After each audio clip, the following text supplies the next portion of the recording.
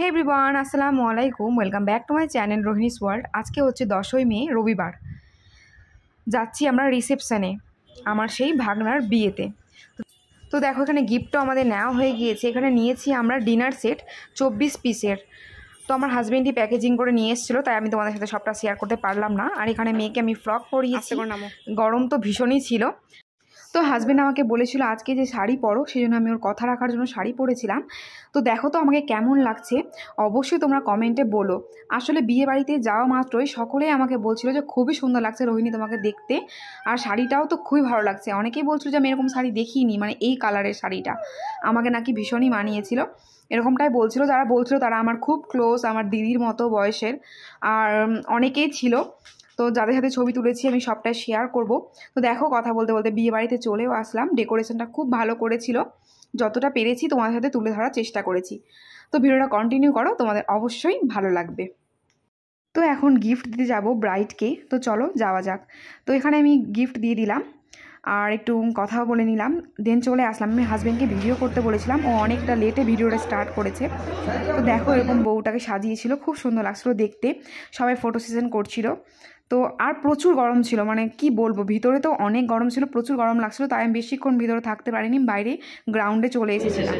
তো দেখো, প্রচণ্ডই ঘেমে গিয়েছিলাম, আর যেহেতু আমি চুল ছেড়েই গিয়েছিলাম তাই অসম্ভবই গরম লাগছিল। দেন হাজব্যান্ড একটু পাকোড়া নিয়ে এসেছিলো মেয়ের জন্য, সেখান থেকে একটু আমিও খেলাম। দেন এইটুকুটাই খেয়েছি স্টার্টারে, আর কিছু খাইনি আমি। এখানে সব ভাগ্নিদের সাথে গল্প করছিলাম। দেন উপরে চলে আসলাম খাওয়া দাওয়া করার জন্য। তো এখানে বসে আছি টেবিলে, আমি আর আমার মেয়ে বসেছি। যেহেতু একটু জায়গার ক্রাইসিস চলছিল, তাই আমাকে আর মেয়েকে বসিয়ে দিল হাজব্যান্ড, ও পরে খাবে। তো দেখো, এখানে মেনু কার্ডটা যথেষ্টই ভালো করেছিল। আর দেখো, এখানে মেয়ে এখন বসতে শিখেছে, একটু করে নিজের হাতে করে খেতে শিখেছে। অতটা ভালো পারে না, কিন্তু মানে যেটুকুটাই দেওয়া যাক, ও বসে ওইটুকুটা মানে ব্যস্ত থাকবে নি, সেজন্য আরও ওকে বসিয়েছি। তো একটু ভিডিও করেছি। তো আমাদের খাওয়া দাওয়া প্রায় কমপ্লিট হয়ে গিয়েছে, আমি বেশি শ্যুট করতে পারিনি। দেন চলে এসেছিলাম একটু সাইডে বসার জন্য, যেহেতু এবার হাজব্যান্ড খাবে বলে। তো এখানে মেয়েকে নিয়ে বসেছিলাম, গল্প করছিলাম। এভাবে খুব ভালো ভালো সময়গুলো কাটছিল, অনেকের সাথে দেখা হয়েছিল, সবার হাতে গল্প আড্ডা অনেক। তো বিয়ে বাড়ি মানেই হচ্ছে গল্প আড্ডা, অনেকের সাথে দেখা হওয়া। অনেক দিন পুরনো মানুষদের সাথে হয়তো দেখা হয়নি, বিয়ে বাড়িতে এসে দেখা হয়। তো এই জিনিসগুলোই ভালো লাগে বেশ। তো দেখো, কিছুটা ছবি তুলেছি, সেটা তোমাদের সাথে শেয়ার করলাম। কেমন লাগছে অবশ্যই তোমরা কিন্তু কমেন্টে বলো। আর আজকের ভিডিওটা আমার এই পর্যন্তই। ভিডিওটা একটু হলেও যদি ভালো লেগে থাকে, তো তোমরা ভিডিওটার শেষে একটা করে লাইক দিও, কমেন্ট করো, আর চ্যানেলটা অবশ্যই সাবস্ক্রাইব করে পাশে থেকো। এটা হচ্ছে আমার একটা ভাগ্নি, আর মানে আমার শ্বশুর বাড়ির তরফ থেকে। আর এটা হচ্ছে আমার ফ্রেন্ড, সেই ছোট্টবেলার বান্ধবী বলতে পারো।